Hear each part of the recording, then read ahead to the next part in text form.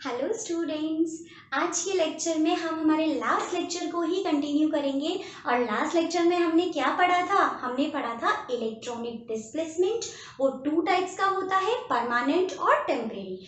Temporary displacement में हमने ये कहा था कि रिएजेंट कंपलसरी रिक्वायर्ड होता है एंड परमानेंट में रिएजेंट है तो भी ठीक है, नहीं है तो भी ठीक है। ठीक है, उसके बाद हमने टेम्परेरी में इलेक्ट्रोमेरिक इफेक्ट को डिस्कस किया था एंड परमानेंट में इंडक्टिव इफेक्ट को डिस्कस किया था। उसके बाद दो और इफेक्ट बोले थे, हाइपर कॉन्जुगेशन एंड रेजोनेंस, तो वो हम आज पढ़ेंगे। ठीक है, जिन्होंने लास्ट लेक्चर देख लिया था उन्हें बहुत आसानी से समझ में आ जाएगा। जिन्होंने नहीं देखा उनको सजेशन में ऊपर लिंक शो हो रहा होगा, मैं डिस्क्रिप्शन में भी डाल दूंगी। लास्ट लेक्चर को पहले देख ले, उसके बाद ही इसे देखे, बहुत आसानी से समझ में आएगा। ठीक है, कॉन्सेंट्रेट करो, बहुत इंपॉर्टेंट है। फर्स्ट, हाइपर कॉन्जुगेशन के लिए सबसे पहली बात क्या है कि ये एक परमानेंट इफेक्ट है। ठीक है, ये बात हमने लास्ट लेक्चर में भी की थी। ठीक है, उसके बाद अब परमानेंट है तो मीन्स रिएजेंट हो तो कोई फर्क नहीं पड़ेगा, नहीं है तो भी कोई फर्क नहीं पड़ेगा। ठीक है, उसके बाद हमारा सेकंड पॉइंट है कि ये एक स्पेशल टाइप ऑफ रेजोनेंस होता है। ठीक है, स्पेशल टाइप ऑफ रेजोनेंस। ठीक है, इसको हम कई नामों से बोलते हैं, सेकंड ऑर्डर रेजोनेंस। ये नाम ध्यान रख लेना, कई बार दूसरे नाम से क्वेश्चन आ जाता है तो स्टूडेंट्स कंफ्यूज हो जाते हैं। ठीक है, Baker Nathan effect, Baker Nathan effect and the most important no bond resonance. ठीक है, वो कैसे कहते हैं नो बॉन्ड रेजोनेंस, वो हम अभी देखेंगे एग्जांपल्स करते टाइम। ठीक है, ये तो बात है बहुत बेसिक। ठीक है, अब इसमें होता क्या है, तो इसमें होता है delocalisation, delocalisation of sigma electron of CH bond. ठीक है, एग्जाम्पल से ध्यान से देखो कि इसका क्या मतलब है। ठीक है, सिग्मा इलेक्ट्रॉन्स का CH बॉन्ड में जो सिग्मा इलेक्ट्रॉन प्रेजेंट है उनका डीलोकेलाइजेशन होता है हाइपर कॉन्जुगेशन में। कैसे होता है ध्यान से देखो। देखो, ये एक एग्जाम्पल है, ये कार्बोकेटाइन है CH2+। ठीक है, इससे ये CH3 जुड़ा हुआ है। अब देखो मैंने क्या बोला, sigma electron of CH bond का डीलोकेलाइजेशन, तो ये सिग्मा बॉन्ड है। ठीक है, क्या होगा इस बॉन्ड के इलेक्ट्रॉन, देखो क्या है, ध्यान से देखना, ये पॉजिटिव चार्ज स्पीसीज है और पॉजिटिव चार्ज स्पीसीज है मतलब क्या है, इलेक्ट्रॉन डेफिशिएंट स्पीसीज है। तो क्या करेगा, इलेक्ट्रॉन्स को अपनी तरफ अट्रैक्ट करेगा, तो इस बॉन्ड के इलेक्ट्रॉन्स यहां शिफ्ट हो जाएंगे एंड ये क्या बन जाएगा, ऐसे बन जाएगा, क्या देखना, ये H, ये H एंड ये H+ की फॉर्म में हवा में लटका रहेगा और यहाँ पे क्या आ जाएगा, डबल बॉन्ड। भाई ये बॉन्ड यहाँ शिफ्ट हो गया ना, तो यहाँ पे क्या आ जाएगा, डबल बॉन्ड। बात समझ में आ गई। अब देखो यहाँ पे क्या हो रहा है, H+ और कार्बन के बीच में कोई बॉन्ड नहीं है, इसलिए हम इसे क्या बोलते हैं, नो बॉन्ड रेजोनेंस। समझ में आया? चलो अच्छा, अब कोई इस वाले हाइड्रोजन से मेरा कोई वो थोड़ी है कि यार नहीं इसी वाले हाइड्रोजन को मूव कराएंगे, ये भी वैसा ही है, ये भी वैसा ही है। तो अगर ये वाला हाइड्रोजन मूव होता है तो क्या स्ट्रक्चर बनती है, देखो जरा, ये वाला हाइड्रोजन मूव होता है तो इस वाले हाइड्रोजन H+ की फॉर्म में, ये C, यहाँ पे हाइड्रोजन, यहाँ पे हाइड्रोजन और ये हो गया डबल बॉन्ड CH2। बात समझ में आई? अगर ये वाला हाइड्रोजन होता है तो देखो कंफ्यूज मत होना, अगर इस वाले हाइड्रोजन को रिप्लेस कराऊंगी तो यहाँ पे बॉन्ड शिफ्ट होगा, तो देखो ये H और ये वाला हाइड्रोजन के बॉन्ड को शिफ्ट कराया है तो यहाँ पे क्या हो जाएगा, H+ जो हवा में है। ठीक है, इस तरीके से स्ट्रक्चर बन गई। ठीक है, यानी हमें कितनी स्ट्रक्चर मिली, 1, 2 एंड 3 मिली। तो हमें ध्यान से देखना क्या हो रहा है, ये कार्बोकेटाइन है। ठीक है, इस कार्बोकेटाइन के जस्ट एडजेसेंट जो कार्बन होता है वो कौन सा कार्बन है, अल्फा कार्बन। ये वाला कार्बन है अल्फा कार्बन, ठीक है। और अल्फा कार्बन से जुड़ी हुई हाइड्रोजन क्या कहलाती है, अल्फा हाइड्रोजन, ठीक है। अब यहाँ पे देखो ये CH2 प्लस, इस CH2 से देखो कितनी इससे एक अल्फा कार्बन जुड़ा हुआ है और इस अल्फा कार्बन से कितने हाइड्रोजन है, 1 2 और 3। तो जितनी अल्फा हाइड्रोजन थी उतनी हमारी क्या बन गई यहाँ पे, स्ट्रक्चर्स। तो मैं ये कह दूं क्या कि number of alpha hydrogen equals to number of hyperconjugative structures, hyperconjugative structure, ठीक है। नोट कर लेना, बहुत इंपॉर्टेंट बात है, number of alpha hydrogen equals to number of hyperconjugative structures, ठीक है। और जितनी ज्यादा अल्फा हाइड्रोजन होंगी, या मैं कह दूं कि जितनी ज्यादा हाइपर कॉन्जुगेटिव स्ट्रक्चर्स होंगी, वो स्पीसीज उतना ही ज्यादा क्या हो जाएगा, स्टेबल, ठीक है। तो मैं बोल सकती हूँ हाइपर कॉन्जुगेटिव स्ट्रक्चर,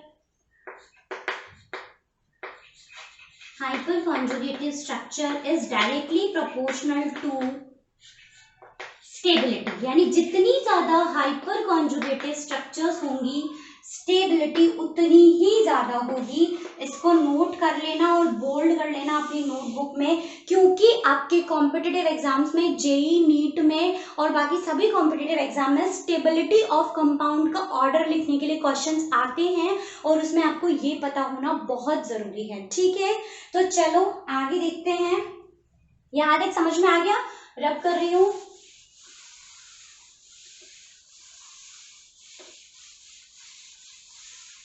ठीक है, ये तो है स्टेबिलिटी की बात। अब हम हाइपर कॉन्जुगेशन की स्टेबिलिटी का एक दो एग्जांपल देख लेते हैं। देखो चलो, ये हो गया एक एग्जांपल,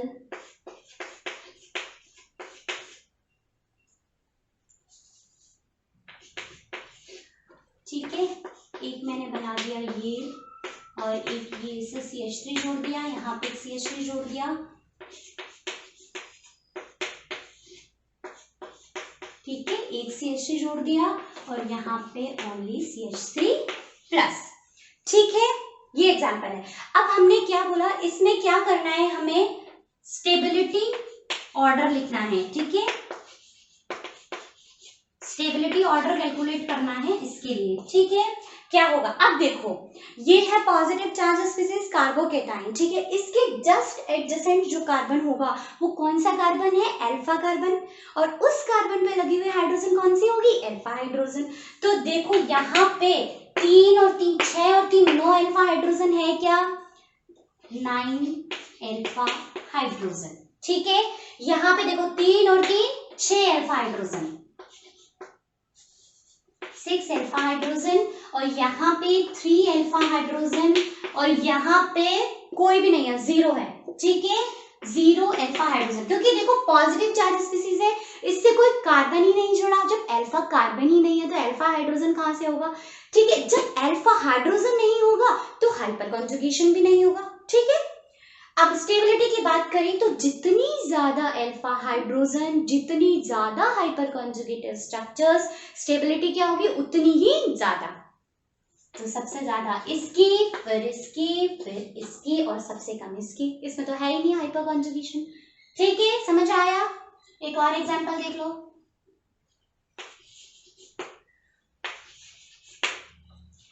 ये देखो मैंने बना दिया, एल्कीन बना दी यहाँ पे, ठीक है ना। यहाँ देखो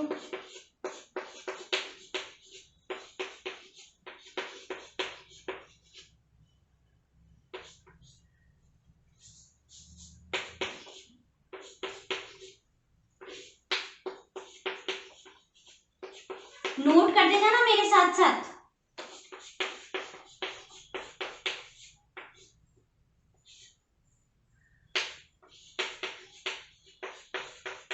ठीक है। एग्जाम्पल लिख रही हूँ, समझते भी जाना हो क्या रहा है, ओके।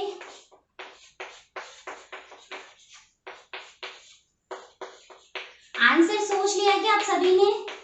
बिल्कुल सिंपल है, हमें क्या करना है, सबसे पहले काउंट कर लो, स्टेबिलिटी ऑर्डर काउंट करना है। ठीक है, सबसे पहले हम क्या कर लें, अल्फा हाइड्रोजन गिन लें। ठीक है, तो जरा देखना, ये हो गई हमारी ओनली एल्कीन।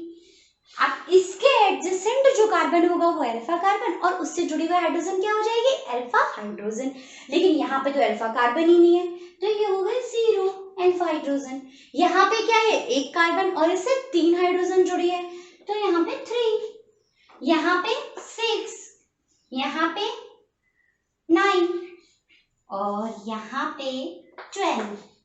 तो सबसे ज्यादा अल्फा हाइड्रोजन कहाँ है, यहाँ पे 12, फिर यहाँ पे, फिर यहाँ, फिर यहाँ, फिर यहाँ। तो सबसे ज्यादा स्टेबल कौन सी हो जाएगी, ये वाली एल्कीन, फिर ये, फिर ये, फिर ये और फिर ये। ठीक है, तो मैं ऐसे करती हूँ 1 2 3 4 एंड 5 दे देती हूँ, इससे आपको बाद में कंफ्यूजन नहीं होगा, अभी तो समझ में आ जाएगा, जब बाद में पढ़ने बैठोगे ना एग्जाम टाइम में, तब फिर पता नहीं क्या था, है ना। चलो, ये 5, फिर ये 4th, उसके बाद 3rd की, फिर 2nd की, और सबसे कम स्टेबिलिटी है 1st की, क्योंकि 1st के पास अल्फा हाइड्रोजन ही नहीं है, हाइपर कॉन्जुगेटिव स्ट्रक्चर से नहीं बनेंगी, और वो ही नहीं बनेंगी तो स्टेबल कहाँ से होगा। ठीक है, चलो नोट कर लिया, स्क्रीनशॉट ले लो, नहीं तो नोट कर लो पॉज करके। ओके, चलो रब कर रही हूँ। ये तो बात हुई स्टेबिलिटी की। अब जैसे हमने इंडक्टिव इफेक्ट में पढ़ा था, वैसे ही सेम हाइपर कॉन्जुगेशन में भी 2 टाइप्स का हाइपर कॉन्जुगेशन होता है, +H एंड -H। ठीक है, same +H means electron releasing group. मैं शॉर्ट में लिख रही हूँ, आप पूरा लिख लेना, नहीं तो बाद में कंफ्यूजन होगा। ये ERG क्या था मैम से, फिर ये डाउट पूछे मैम ERG क्या होता है। ठीक है, तो इलेक्ट्रॉन रिलीजिंग ग्रुप, और ये होता है इलेक्ट्रॉन विड्रॉइंग ग्रुप, EWG। ठीक है, अच्छा चलो, तो एक मैं यहाँ पे लिखती हूँ CT3 CD3 CH3। ठीक है,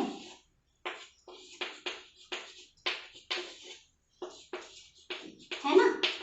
अब देखो, जब हमने प्लस, अब देखो ये CT3 CD3 और CH3, ऐसे कंफ्यूजन हो रहा है, इसको नॉर्मली ऐसे ही लिख लो, बाद में समझेंगे, पहले इतना ही समझ लो कि किसका +H ज्यादा है और किसका कम है, ये तीनों अलग अलग हैं। ठीक है क्या पता है, हाइड्रोजन है, ये हाइड्रोजन के आइसोटोप्स हैं ड्यूटेरियम एंड ट्राइटियम।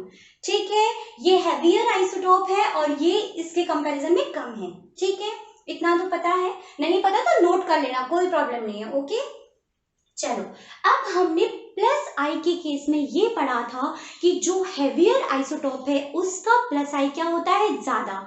तो +I की अगर हम बात करें तो CD3 का ज्यादा, CD3 का उससे कम और CH3 का सबसे कम। ठीक है, ये तो हुई +I की बात।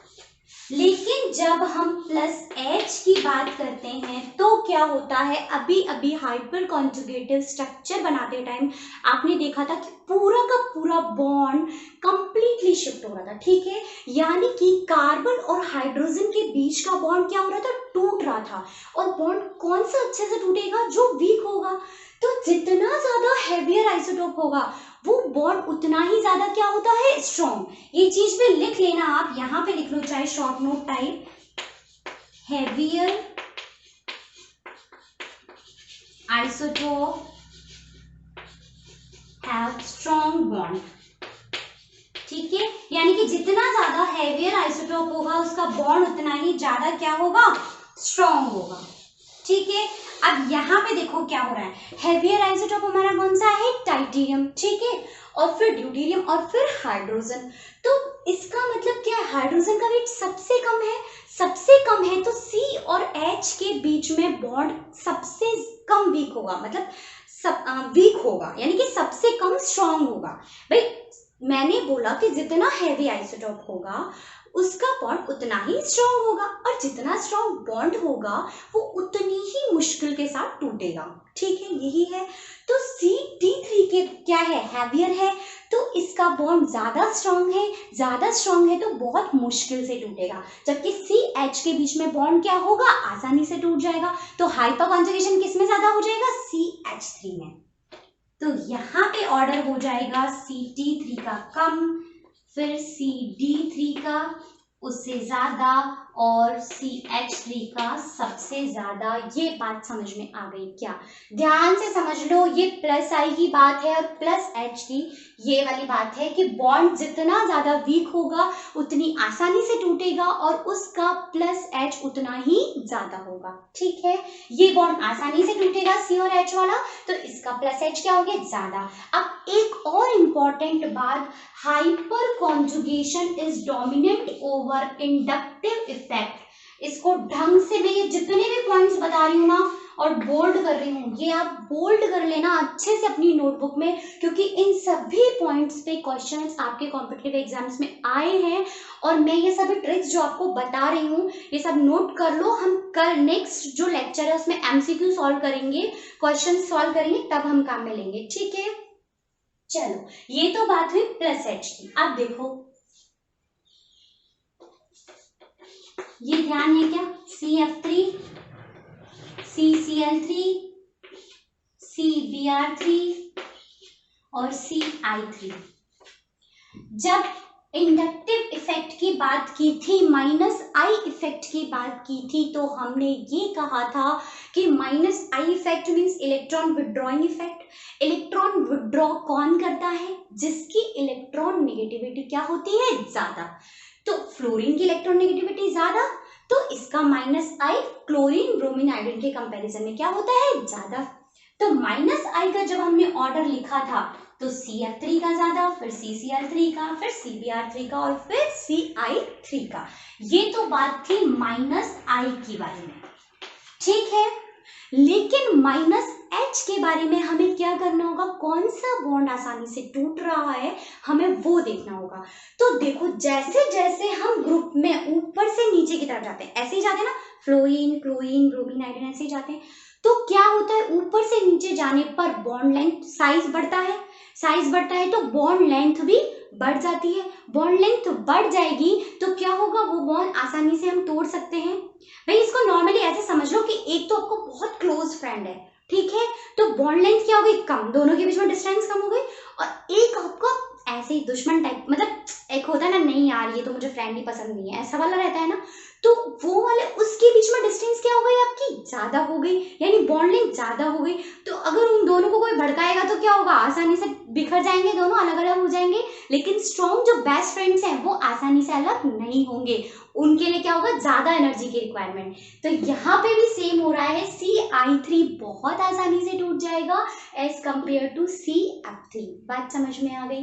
तो इसका ऑर्डर होता है CI3 सबसे ज्यादा, फिर CBr3 उससे कम, फिर CCl3 उससे कम, और फिर CF3 सबसे कम। क्योंकि बॉन्ड लेंथ सबसे कम है तो इसको तोड़ने के लिए इसके कंपैरिजन में ज्यादा एनर्जी की रिक्वायरमेंट होगी।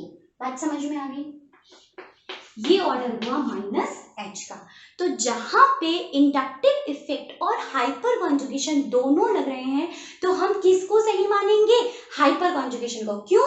क्योंकि hyper conjugation is dominant over inductive effect. बात समझ में आ गई? कहीं एग्जाम में स्टेबिलिटी ऑर्डर पूछ ले, है ना, कार्बन आयन की, और ना नहीं हमें तो पता है ये होता है इसका ऑर्डर दो, और उसके अकॉर्डिंग क्वेश्चन कराए और पता चल रहा है करेक्ट आंसर है नीचे वाला। ठीक है, ध्यान से समझ लेना, समझ में आ गया? चलो ये तो बात हुई हाइपर कॉन्जुगेशन की, रब कर रही हूं। नेक्स्ट हम बात करेंगे रेजोनेंस।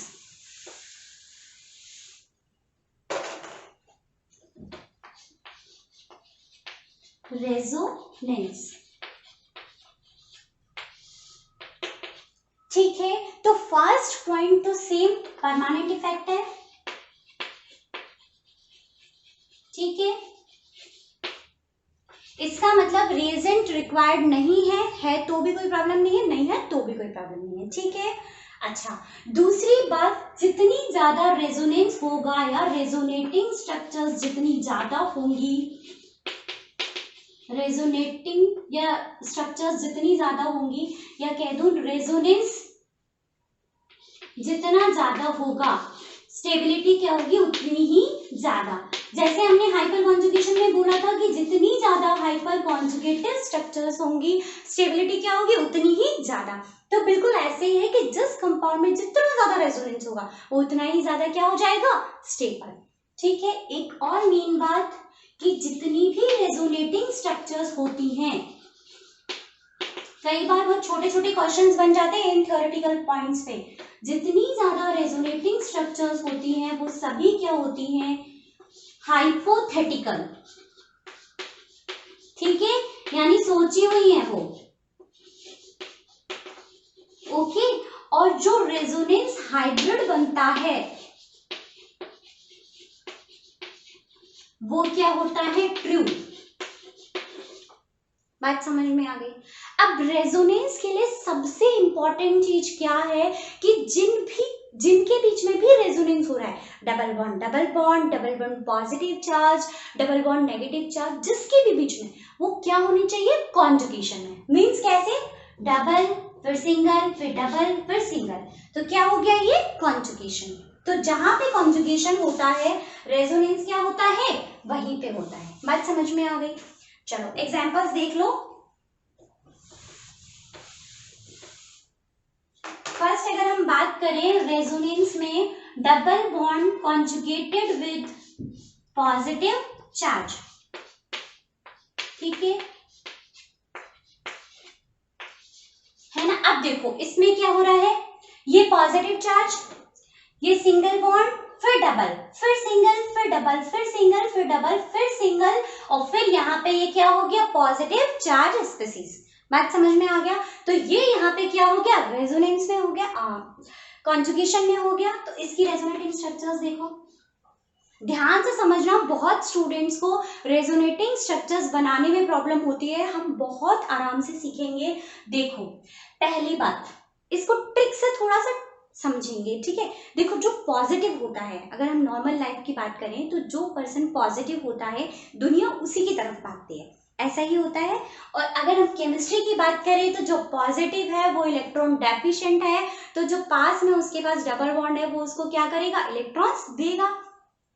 तो देखो जो पॉजिटिव होता है दुनिया उसी की तरफ भागती है ना। ये देखो भाग रही है क्या, ये डबल बॉन्ड भागा पॉजिटिव CH2 की तरफ।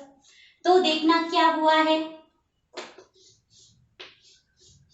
ध्यान से देखना, ये डबल बॉन्ड यहां शिफ्ट हो गया तो CH2 क्या हो गया,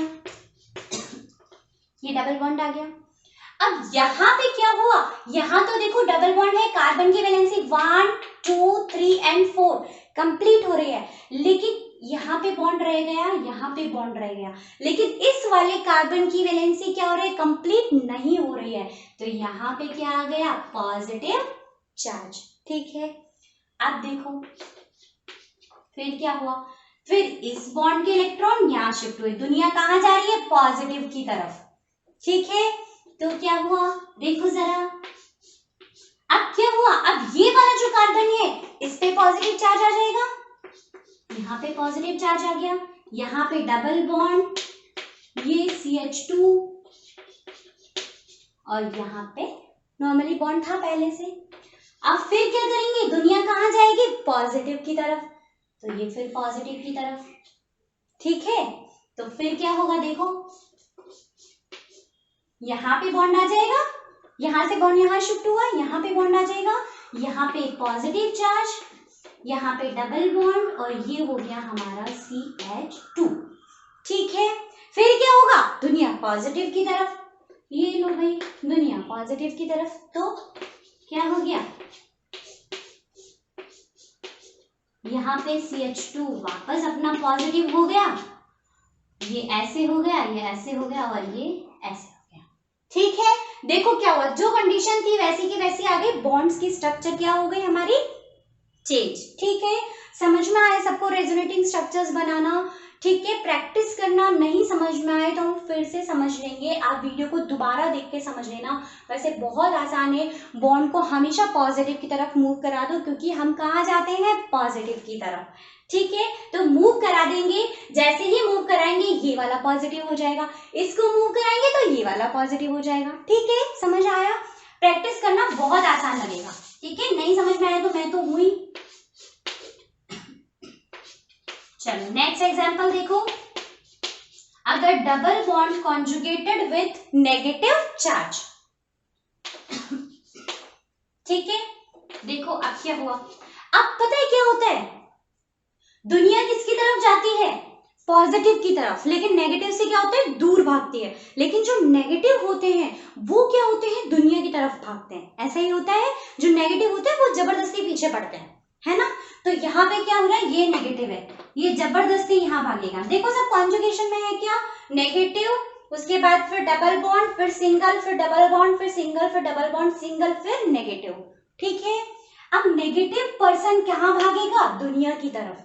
तो देखना जरा, ये हुआ क्या? ये नेगेटिव ने इलेक्ट्रॉन दिए यहाँ पे, और इस बॉन्ड के इलेक्ट्रॉन, अब दुनिया भी तो भागेगी ना। ओ माय गॉड, खराब इंसान हमारे पीछे भाग रहा है ना? लाइक चोर भागता है, तो चोर क्या होता है? अच्छे इंसान के पीछे भाग रहा है, तो वो अच्छा इंसान भी तो आगे भागेगा ना, है ना? नहीं वहीं खड़ा रहेगा, नहीं नहीं नहीं नहीं लूट ले मुझे, ऐसा तो नहीं होगा ना। ठीक है, तो अब ये नेगेटिव चार्ज यहाँ आया, तो इस बॉन्ड के इलेक्ट्रॉन कहाँ शिफ्ट हो जाएंगे? यहाँ। तो देखना जरा, ये ऐसे बन गया क्या? यहाँ पे डबल बॉन्ड CH2, इस बॉन्ड के इलेक्ट्रॉन्स यहाँ शिफ्ट, तो यहाँ पे क्या आ जाएगा? Negative charge. ये डबल बॉन्ड और ये डबल बॉन्ड, फिर वापस क्या होगा? नेगेटिव पर्सन चोर भागेगा इसकी तरफ, और दुनिया जो आगे जिसके पीछे चोर भाग रहा है वो और भी आगे भाग जाएगा। देखो तो फिर क्या बन जाएगा? ठीक है, अब यहाँ पे बॉन्ड आ गया, यहाँ पे नेगेटिव चार्ज, और यहाँ पे फिर बॉन्ड, फिर से चोर भागेगा, और दुनिया जो जिसके पीछे चोर भाग रहा है वो और आगे भागेगा। फिर देखो ऐसा बन गया क्या? अब देखो ये बॉन्ड एज इट इज, यहाँ पे बॉन्ड बन गया, यहाँ पे नेगेटिव चार्ज, फिर से क्या होगा? चोर भागेगा और आगे वाला और आगे भागेगा। ठीक है, तो क्या हो गया? यहाँ पे फिर से नेगेटिव चार्ज, बॉन्ड यहाँ पे एंड यहाँ पे। समझ में आ गई बात सभी को? ठीक है, इस तरीके से बनती है रेजोनेटिंग स्ट्रक्चर्स। और देख लो, ये तो हुआ positive charge conjugated with double bond, यहाँ पे है negative charge conjugated with double bond. ठीक है, एक और एग्जांपल देख लो।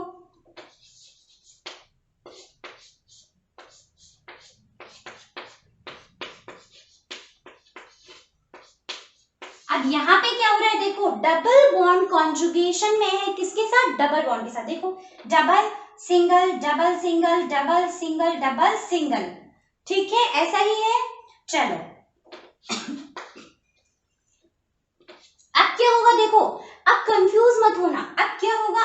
अब आप बोलेंगे मैम ये भी डबल बॉन्ड है और ये भी डबल बॉन्ड है, आप कैसे ऐसे मूव करा रही हो, है ना?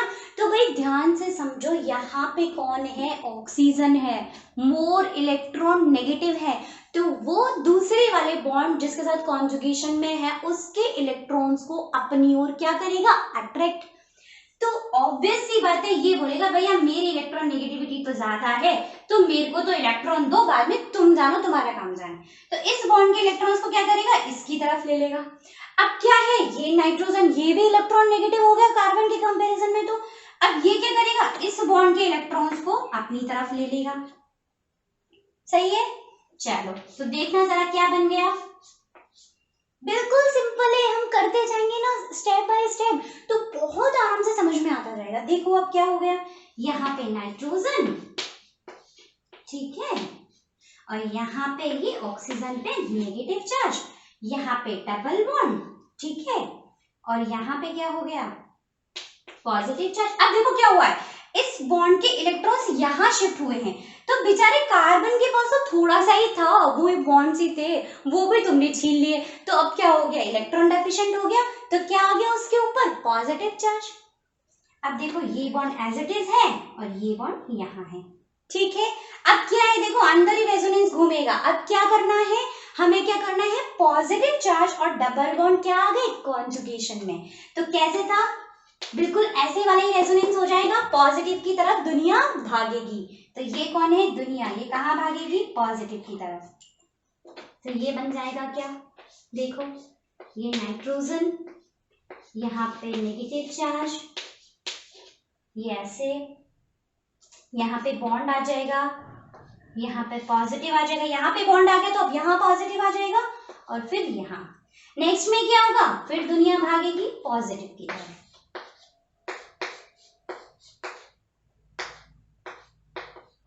बहुत आराम से समझो, कोई प्रॉब्लम नहीं है। जिनको रेजोनेटिंग स्ट्रक्चर्स नहीं बनाना आती है समझ लो, कोई प्रॉब्लम नहीं है। बहुत सारे स्टूडेंट्स मेरे पास आते हैं कि मैम ये बॉन्ड ना कैसे कैसे घुमा देते हो, हमें तो यही समझ में नहीं आ रहा है ना, तो यही समझा रही हूं मैं, ठीक है। चलो देखो वापस क्या होगा, इस बॉन्ड के इलेक्ट्रॉन्स अब इसकी तरफ आ जाएंगे।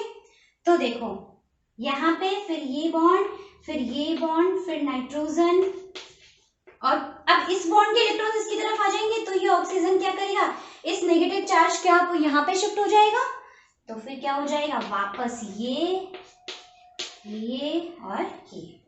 समझ में आ गई बात। देखो क्या हुआ है, यहाँ से ऑक्सीजन ने इलेक्ट्रॉन अपनी तरफ लिए तो इस बॉन्ड के इलेक्ट्रॉन्स नाइट्रोजन की शिफ्ट हो गए। अब यहाँ पे शिफ्ट हो गए तो ये कार्बन क्या हो गया, इलेक्ट्रॉन डेफिशिएंट, तो यहाँ पे क्या आ गया, पॉजिटिव चार्ज। अब क्या हुआ, यहाँ से दुनिया भागेगी पॉजिटिव की तरफ, तो ये पॉजिटिव, अब इसके पीछे जो दुनिया है वो भागेगी इधर, तो फिर ये आ जाएगा, फिर इधर से बॉन्ड शिफ्ट होगा, यहाँ पे आ जाएगा। अब यहाँ से बॉन्ड शिफ्ट होगा तो फिर ये बोलेगा कि भाई मेरे तो दे दे इलेक्ट्रॉन्स जो तूने लिए थे, तो फिर ऑक्सीजन क्या करेगा, ये नेगेटिव चार्ज वापस बॉन्ड यहाँ शिफ्ट हो जाएगा और इस तरीके से स्ट्रक्चर मिल जाएगी। समझ में आया, ये बात थी double bond conjugated with double bond, ठीक है। प्रैक्टिस करना, नहीं समझ में आए तो मुझे कमेंट बॉक्स में लिख देना, मैं पक्का क्लियर करूंगी, ठीक है। चलो ये तो बात हुई कि रेजोनेंस होता कैसे है। अब लास्ट फाइनल बात कि रेजोनेंस सेम वही कितने टाइप्स का है, 2 टाइप्स का है, जैसे हम सभी में करते थे। इंडक्टिव इफेक्ट में +I -I, हाइपर कॉन्जुगेशन में +H -H, रेजोनेंस में +R और -R, ठीक है। सेम वही, ये क्या होते हैं, इलेक्ट्रॉन रिलीजिंग रहते हैं और ये क्या होते हैं, इलेक्ट्रॉन विड्रॉइंग शो करते हैं, ठीक है। अब देखो जरा, मैं दोनों की कंडीशन बहुत अच्छे से आपको बता देती हूँ, मैं दोनों का एग्जाम्पल लिख देती हूँ पहले, फिर कंडीशन समझ लेना कि कैसे पहचानेंगे।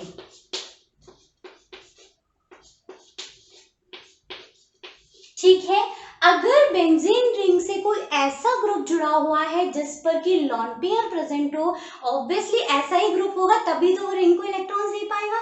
तो जिस पर लॉन पेयर प्रेजेंट हो, बेंजीन से ऐसा ग्रुप जुड़ा हुआ है और वो लॉन पेयर रेजोनेंस में इन्वॉल्व हो, या मैं ये कह दूं कि वो बॉन्ड्स के साथ कॉन्जुगेशन में हो, तो इस तरीके के ग्रुप्स क्या शो करते हैं, +R इफेक्ट। देखो जरा, बेंजीन रिंग से ये ग्रुप जुड़ा हुआ है और इस ग्रुप पे क्या है, ऑक्सीजन पे लॉन पेयर प्रेजेंट है, ये लॉन पेयर को इस ग्रुप में इन्वॉल्व करा देंगे। देखो लॉन पेयर और फिर सिंगल बॉन्ड और फिर डबल बॉन्ड, कॉन्जुगेशन में है, ठीक है।